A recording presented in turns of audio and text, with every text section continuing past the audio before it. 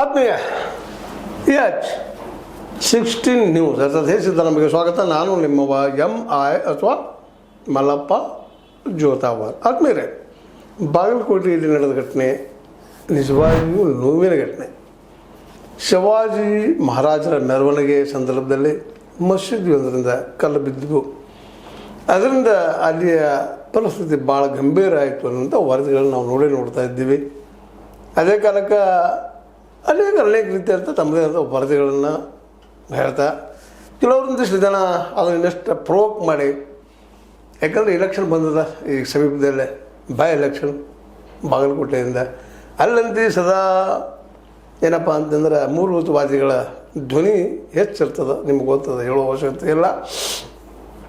ಮೇಲಲ್ಲೇ Hindu Muslim ಮಾಡುವಂಥ ಒಂದು ಕೆಲಸ ನಡೀತಾ ಇರ್ತಾವೆ. ಈ ಚುನಾವಣೆ ಬಂದ ನೆಪದೊಳಗೆ ಒಂದಿಷ್ಟು ನಮ್ಮ ಮುಸ್ಲಿಂ ಸಮಾಜದವರು ಇದ್ದಾರೆ, ಅವರು ಒಂದಿಷ್ಟು ತಪ್ಪು ಮಾಡಿದ್ರು ಅಂತೇಳಿ. ಯಾಕೆಂದರೆ ಯಾವುದೇ ಭಾವಾವೇಶಕ್ಕೊಳಗಾದರೂ ಅದರ ಪರಿಣಾಮ ಭಾಳ ದೀರ್ಘವಾಗಿ ಆಗ್ತಾಯಿದೆ ಈ ದೇಶದಲ್ಲಿ ಅಂತ. ಯಾಕಂದ್ರೆ ನಮ್ಮ ಯುವ ಜನತೆ ಮನಸ್ಸು ಯಾವತ್ತು ಇತ್ತೀಚೆಗೆ ಆದಷ್ಟು ಉದ್ಯೋಗ ಇಲ್ಲ, ಬದುಕೋದು ಕಷ್ಟ ಆಗಿ ಹೋಗಿಬಿಟ್ಟದ. ಅಂಥ ಪ್ರಸಂಗದಲ್ಲಿ ಇಂಥವು ಏನೋ ಒಂದಿಷ್ಟು ಘಟನೆ ಆಯ್ತಪ್ಪ ಅಂತಂದ್ರೆ ಒಂದಿಷ್ಟು ಸಂಘಟನೆಗಳು ಅದು ಯಾರು ಅಂತ ಹೇಳಿಕ್ಕೆ ಸಾಧ್ಯ ಇಲ್ಲ. ಯಾಕಂದರೆ ಎರಡೂ ಕಡೆ ಒಂದಿಷ್ಟು ಕೋಮುವಾದಿ ಮನಸ್ಸಿನ ಜನ ಇದ್ದಾರೆ, ಇಂಥದ್ದನ್ನು ಪ್ರಚೋದನೆ ಮಾಡ್ತಾ ಇರ್ತಾರೆ ಅನ್ನೋದ್ರಲ್ಲಿ ಎರಡು ಮಾತಿಲ್ಲ.